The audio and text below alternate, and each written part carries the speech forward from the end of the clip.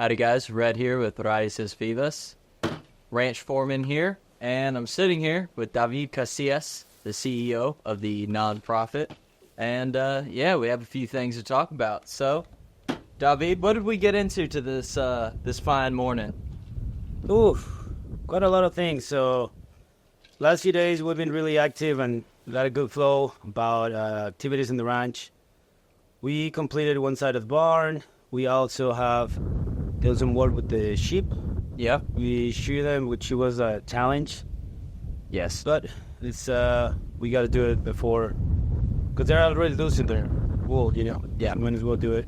They're losing their coats. They're telling us, hey, this is the time to do it. So, took the time today. Got some new content on the way.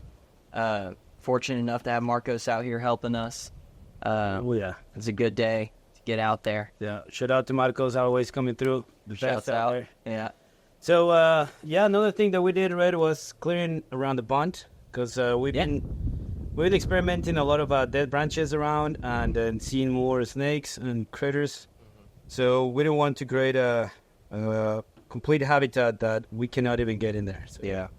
And it was just a hazard. And that pond in the back is a big wash-off, so a lot of debris and other things from surrounding properties ends up there. So what we're doing right now is clearing everything up and trying to isolate it so that we can have it secure, know what's in there, feel safe with our cattle being around it. Yeah, no dead trees, because they're rotten and they can fall. Yep, that as well. So, it's a lot of good work. And even having the sheep and goats come out and do the work for us over in the smaller pond. Oh, it's great. Yeah, I think that was fantastic. They did a wonderful job, and we will probably even have them come over to this other pond and do a little bit of other work for us in the future. Yeah. When it comes about that time. Well, and there's a difference between the small pond and this one. The big one, we don't want to clear too much on the grass right on the border. Yeah. Because then we will allow erosion happen.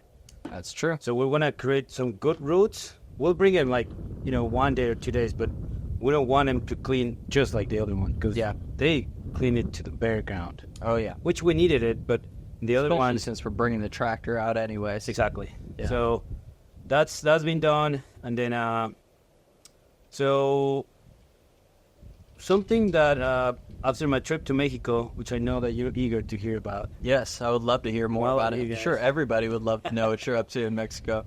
Well, it was a great trip. First, I saw family, which was fantastic. We had some great time. We did one of our traditional cabalgata, horseback ride, through the closest sierra, that is where me and my family have our businesses and homes. So it was a good day, and right now it's the rainy season there. So right 1 or 2 days before that horseback ride, and it seemed cool down there. Oh my God! So what you're wearing, you looked like you were comfortable. You're cool down there.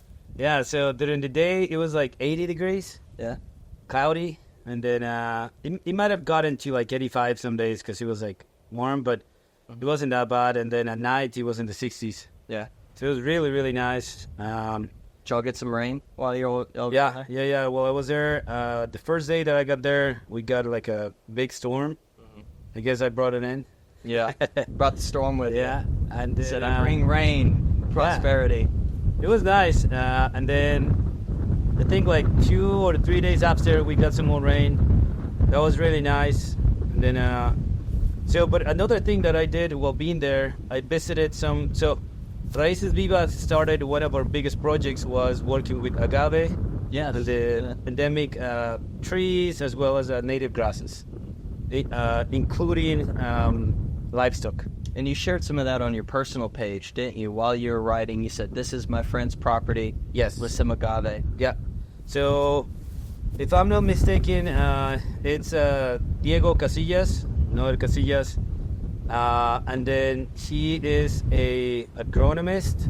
He studied in Universidad de Guadalajara. Great human being, good friend. Shout out Diego.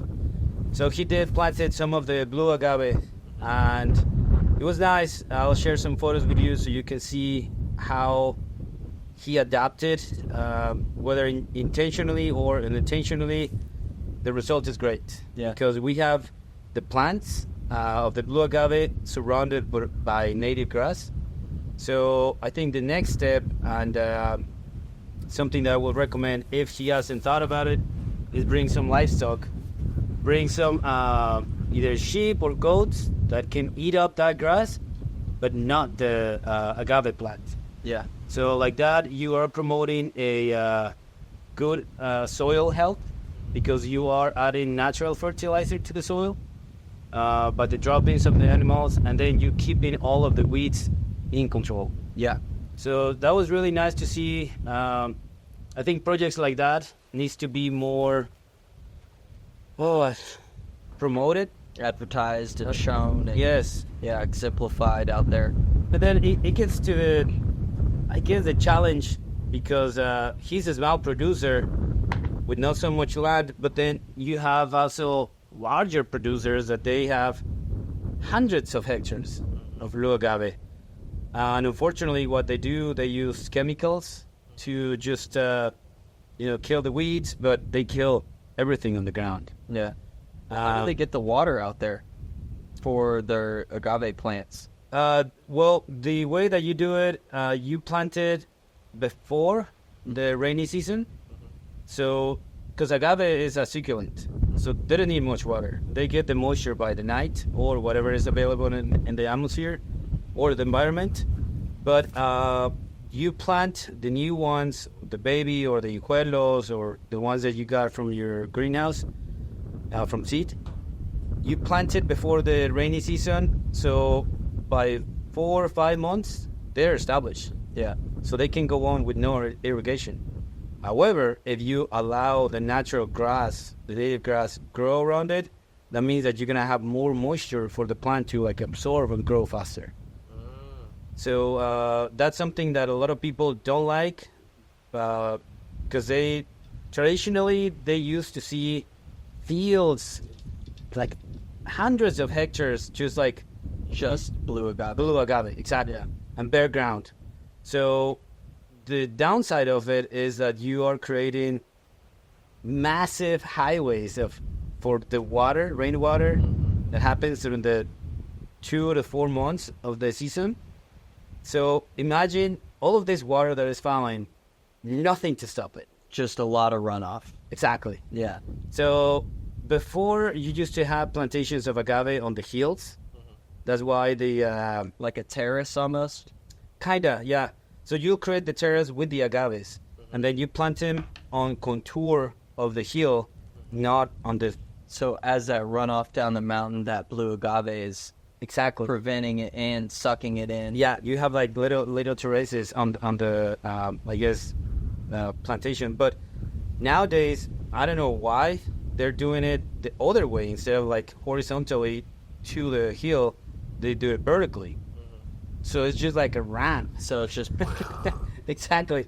that's so funny because I'm sure that that's something that's been done for generations and generations of doing it that way. Then somebody came along and said, "Oh no, I know better," and now you have these just highways of water running down this mountain. Yeah. So I think There's a lot of corrosion. absolutely. I mean, all of that topsoil, Yeah. which it was at some point fertile, now it's ended up in the valleys. Yeah. So there is a lot of misconception there and misinformation because all of that topsoil lands in the valleys, and then before they used to plant corn or other crops. Now it's just they're trying to plant agave. Just There is everywhere. everywhere, yeah. Or at least the last few years, because the price was great, and then now is like really not a good time. But the damage on this land has been done. So all of that topsoil has just been removed Yeah. or replaced somewhere down the stream, whatever my land is. So it's a challenge. I think there's some organizations down there that they're trying to do something about it, like educate or just share some better practices, but not everyone listens. Yeah. So I think one of the challenges is to promote and then to show with actions and results Yeah. that this practices works, instead of just being like, you got to do this way, Red, and you're like, I've done this. Yeah. So that attitude, I think we shoot ourselves in the foot because you just gotta look at your land, like listen to it, and that's it. And the hardest thing too is ranchers are stubborn people. Yeah. Very stubborn people. I'm stubborn. David's stubborn. So, and we've come across other people who are stubborn, stuck in their ways, and it can be hard to change hearts and minds of people. So I think the best way is leading by example. Yeah. So, hopefully your friend is doing that back home. And well, I really hope that he's doing it intentionally, and if he's not, hey, props to him, because by not doing it, he's doing it right. Yeah. You know what I mean? Yeah. So I thought it was a great way to do it. Also, when in our horseback ride, I was able to visit like this section of the Sierra, and then other people are actually staying away from planting agave because they see the devastation that happens in the soil. Yeah. So what they ended up doing is just kind of like realizing from the neighbors, like, oh, I don't want that in my land. So they kind of stopped. But then they also used planting agave on some areas that it's appropriate to it. Yeah. Whenever they had a lot of runoffs or like it will start happening a lot of erosion, they planted agave and they create this like red. Natural barrier. Exactly. So I think it's a good idea, but all it takes is open mind and just acknowledge your surroundings. Yeah. I think just like us here, we can just try to enforce what we believe into the land, but you gotta listen to it. Oh yeah. You know, like none of these fields would have looked like this if we would have just cut in the grass like non-stop. So shoot, if we just go one property over, you see what non-holistic looks like, and it's just overtaken by weeds and this and that, and the runoff is awful. Yeah. You know? And then the land without animals, I think it's not a waste, I mean, but it's a needed thing, you know? We need to have animals controlled in a holistic way, in rotational grazing, you know, like kind of like keeping them checked. But some people is like, no, I don't have time for that. Well, would you have time to heal your soil whenever it's too late? Yeah. Yeah, it's like you will put the same amount of work, but with the urgency then. My thing is this, is like, they're like, oh, I don't have the time, it's too much energy. But then I see them out there and they're mowing, they're cutting their grass. I'm like, you know, God made something called a goat that would come out there and do that for you.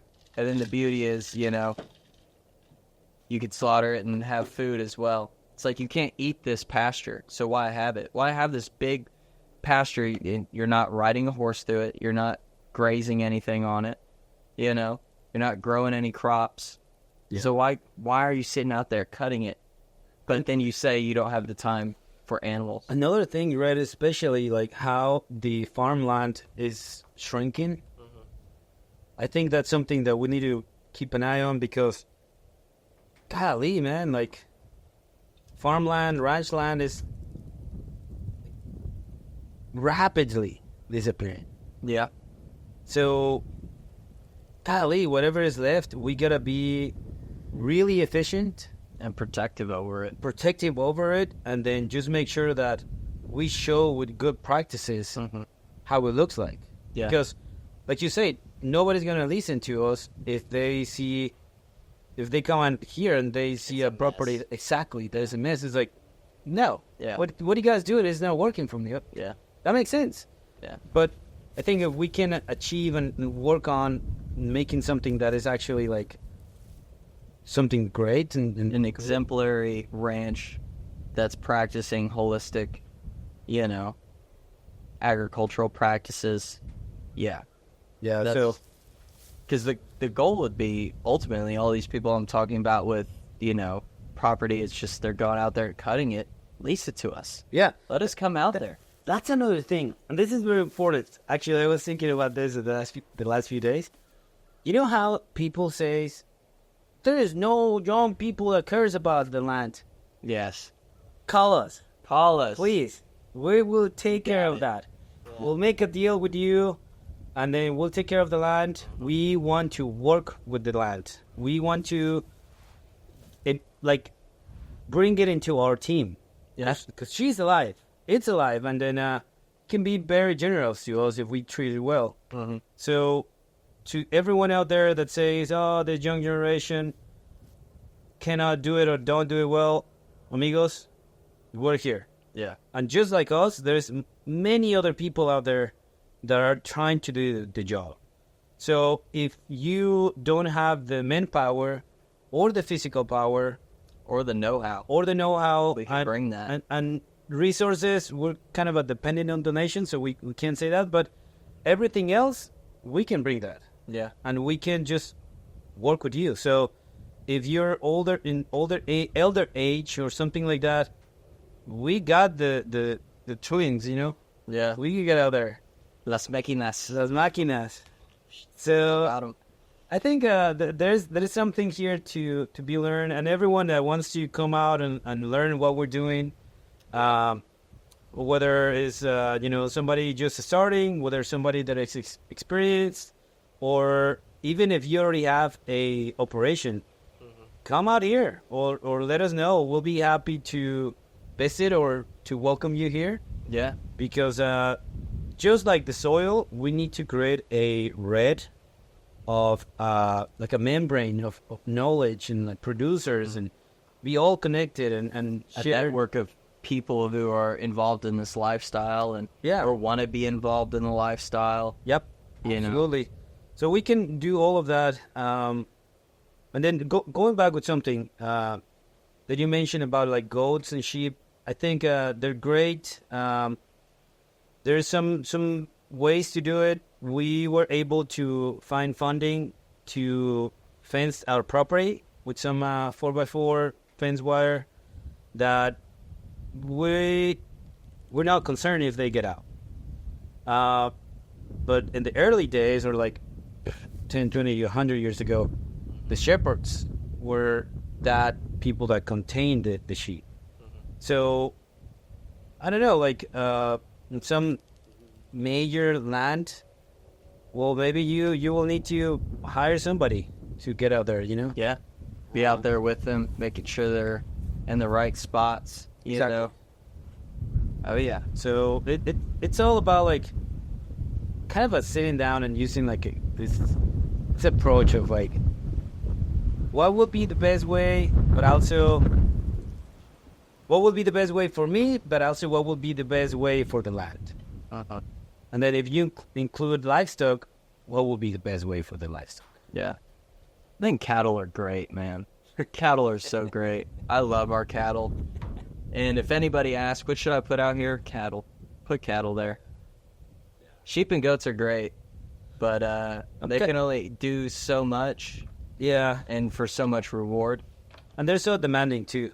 Yes, they're demanding. They can be difficult to work with, but Yeah.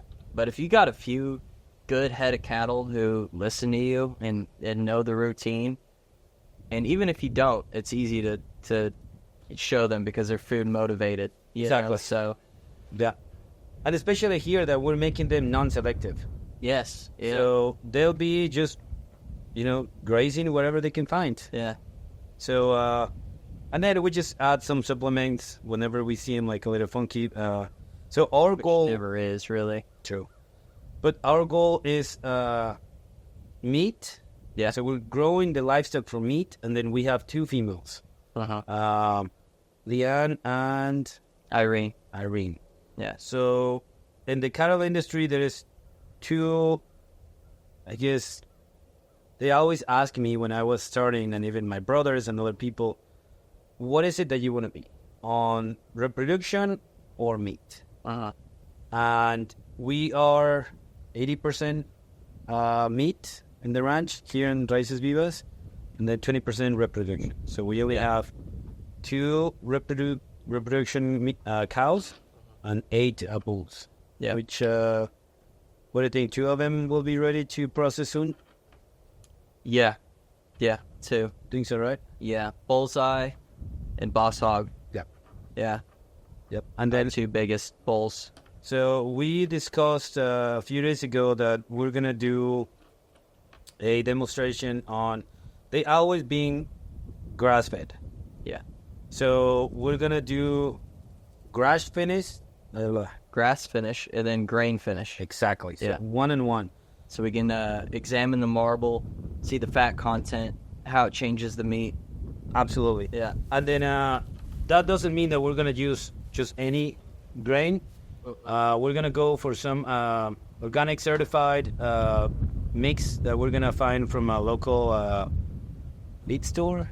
Local feed store, or if anybody has any good suggestions, we're always open and welcome to that, or a good supplier. If you guys know anybody that you guys suggest, we'd love to hear that. Yep. Or even if we can make our own somehow, that'd be cool. I think we'll get there at some point. Yeah. I think right now there is one company that is on 183 on Gonzales, in between Bucky's and Gonzales. Yeah. I forgot the name. But it's like something Freeman's or something like that. Organic feed. So the downside is like it's $5 or something like that a pound. Oh wow. So It gets expensive. It gets expensive, yeah. But it's fully organic. The mix is amazing. They send me the lab analysis, and it's pretty good combination. The formula, yeah. Stuff. Yeah. But it's $5, so it's pretty high up there. But I think we're gonna do that just to show we're not on pro of any bottle. We're not on pro of like grass fed or grass finish or grain finish or like whatever you want to do. As long as the cattle is healthy for us to consume, we're all for it. Yeah. So the best practice that we can do, without kind of breaking the bank. But we're trying to show others that there's two options, and then there is how much it costs in this way, and there's how much it costs in this. And how you're gonna realize it is how many pounds of meat you're gonna get, and then the quality of that. Simple. Yeah. So that's what we're gonna do with the cattle. But hey, let's talk to them about what's coming up on October. Yes. So October is going to be a really jam-packed month. We're going to be having a lot of different events here. I think in total it'll be 4 events. Yep. I think we're planning on doing one every weekend. I think the first 3 that we spoke of are going to be primarily educational. We'll probably find like a topic or this or that for each weekend, but the 4th weekend, which I believe it'll be November 1st, so technically not October, but end of October, we're talking about doing kind of a little bit of a party, a little bit of a fun, come hang out, because it's right in between Samhain, which is Halloween, and then Day of the Dead, Días de los Muertos, and so we'll be right in that fun time where it's like everybody still has their Halloween costumes, everybody's getting ready for Day of the Dead. True. It's right in between, so if you guys want to, I don't know, nothing going on that day, come and party with us. It's right in Absolutely. between, Yeah, we'll be happy to have you. And then we had a conversation with Gardopia.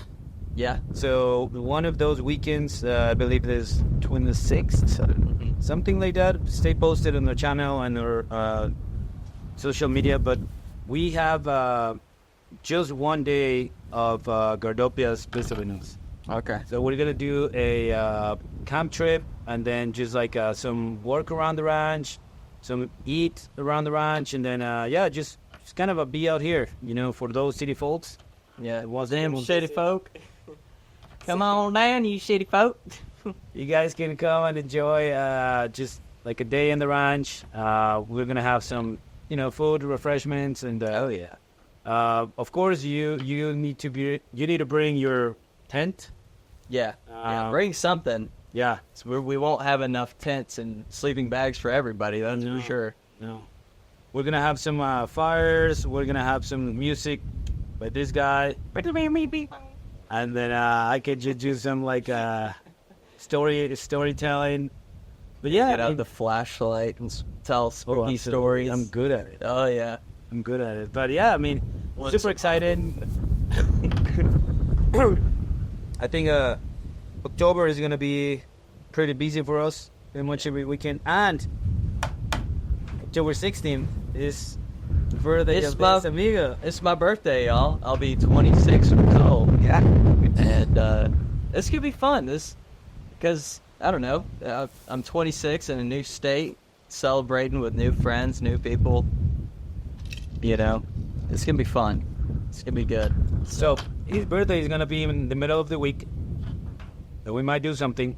Yeah. If you want to party with us, reach out in our individual social media things. Yeah.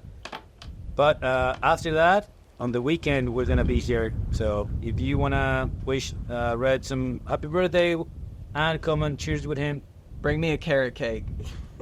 Bring us both carrot cakes. We love carrot cake.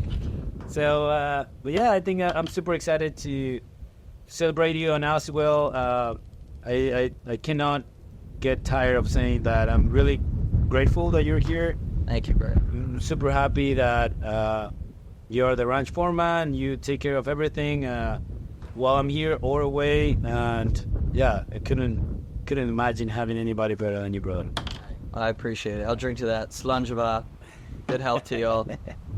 But man, I think we covered plenty of it. That and our beautiful wall that's yeah. behind us that we put up this morning. We've been busy. We've been busy. We literally, it's a country boy's dream, all right? I built the barn this morning, then I went out and sheared the sheep. It's like, worked the cattle. It's like, what more could we want? My God. You know? So We stay busy. it's not the most romantic and like super chill place to be, but I love being in there. Oh, I love it. So if you want to be, be part of it, follow our social media, follow us. Yeah, just even if you want to get out there from the city and take a break, Just swing on by and say hello. yeah, Hang out. we'll put you to work. Yeah, I'll put you to work. We need volunteers to help us build fences and stuff like that. So, or just feed the cattle. They're really gentle and they will love you. So, man, Do some impromptu bull riding. See which city folk could stay on the longest. yeah, you'll need to sign a waiver. They're like, go, go, go. But I think, we'll be happy to have you. October is coming up, and I don't know. I don't have much to say then. Stay cool, amigos. Yeah. Happy trails, y'all. See you next time.